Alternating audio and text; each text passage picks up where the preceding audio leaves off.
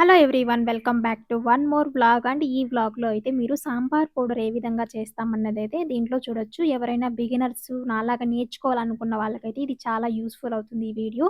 నేను కూడా మా చిన్నత్త గారి దగ్గర సాంబార్ పౌడర్ ప్రిపేర్ చేపిచ్చి మీకోసం అయితే వీడియో తీసి పెడుతున్నాను.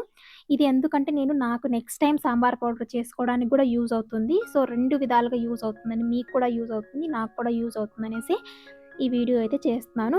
ఫస్ట్ అయితే మనము ఎండుమిరపకాయలు, అలాగే ధనియాలు అవన్నిటిని కూడా తొటాలంతా తుంచేసి ఎండకైతే ఎండబెట్టుకోవాలి. వాటినైతే బాగా ఎండనివ్వాలి. ఎండితే మనకి మంచిగా అయితే పౌడర్ అనేది చాలా రోజులుంటుంది. ఇంకా ఇక్కడ చూపిస్తున్న మెజర్‌మెంట్స్ అన్నిటిని కూడా మనమైతే ఈ ఇంగ్రీడియెంట్స్ అంతా కూడా వేస్తాము. అలాగే విత్ పర్ఫెక్ట్ మెజర్‌మెంట్స్‌తో అయితే మీకు చెప్తున్నాము. ఇవంతా కూడా మెజర్‌మెంట్స్ అవంతా కూడా నేను డిస్క్రిప్షన్‌లో కూడా ఇస్తాను. అలాగే కామెంట్ బాక్స్‌లో కూడా పిన్ చేస్తాను. మనము మిరపకాయలైతే మేము 3 టైప్స్ ఆఫ్ మిరపకాయలైతే తీసుకున్నాము.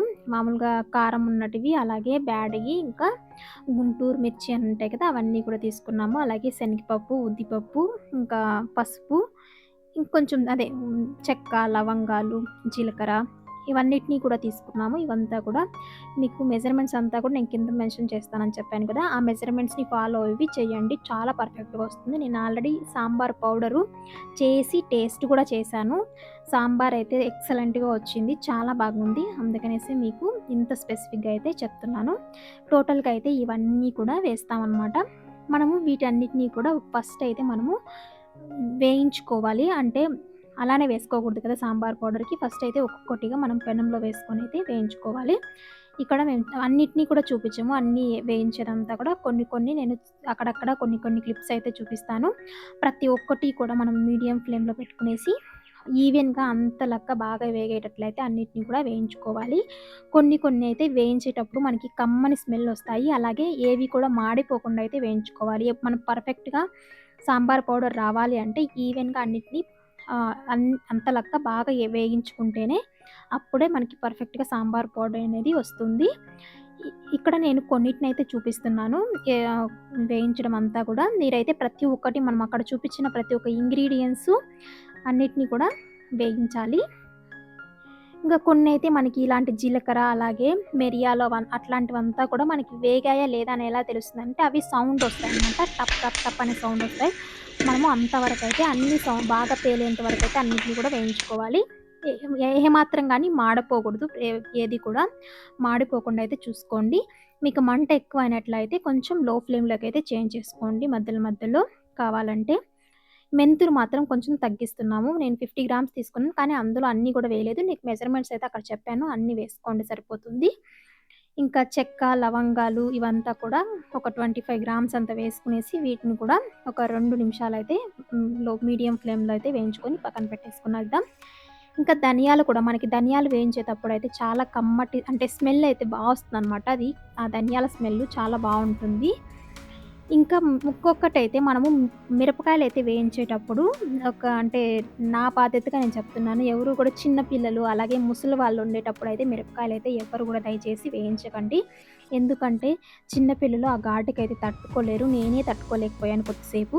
పొయ్యి దగ్గర ఉన్నంత వరకు మనకంత ఘాటు రాలేదు, కానీ ఇంకా బయటెళ్తుంటే ఘాటయితే ఎక్కువగా వస్తుంది. కొద్దిసేపు అయితే చిన్న పిల్లలు ఉండేవాళ్ళు చూసుకొని మరి వేయించుకోండి.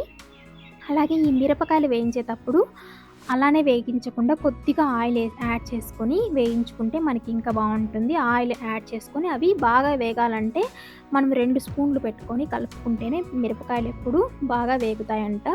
అది స్పెసిఫిక్‌గా చెప్పాలని చెప్తున్నాము.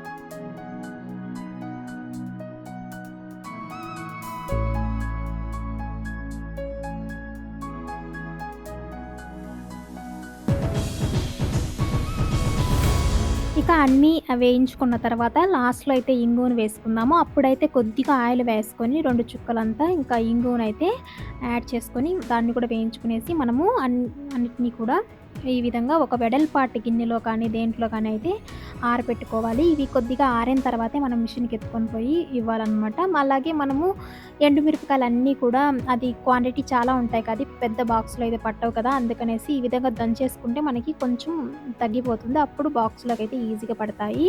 అలాగే ఇంకొక పాయింట్, మనం మిషన్‌కి పిండి వేపించిన తర్వాత పిండినైతే వెంటనే ఆరబెట్టాలంట. లేకపోతే పిండి కలర్ అయితే చేంజ్ అయిపోతుందంట. మనకి నల్లగా వస్తుందంట పిండి. ఆరబెడితే ఎట్లా ఉన్న కలరు అలానే రెడ్ కలరు బావుంటుంది. మేమైతే వెంటనే ఆరబెట్టేసాము. అలాగే ఇంకా పిండిని కూడా మనం జల్లెడ పట్టేసుకునేసి ఈ విధంగా ఎయిర్ టైట్ బాక్స్‌లో అయితే పెట్టేసుకుంటే మనకి ఈ సాంబార్ పౌడరు 1 ఇయర్ అయినా కూడా ఏమీ అవ్వదు. నీట్‌గా చాలా బావుంటుంది. ఒకసారి మీరు కూడా ట్రై చేయండి నేను చెప్పిన ప్రాసెస్‌లో. అలాగే మేము చెప్పిన కొలతల్లో ఇది చాలా బాగొచ్చింది. మీరు కూడా ఒకసారి ట్రై చేసి చెప్పండి. అలాగే మీకు గాని ఈ వీడియో నచ్చినట్లయితే ఒక లైక్ చేయండి. ఎవరైనా మన ఛానల్‌ని ఫస్ట్ టైమ్ చూస్తున్నట్లయితే ప్లీజ్ సబ్స్క్రైబ్ చేసుకోండి. Thanks for watching. Bye. See you in the next vlog.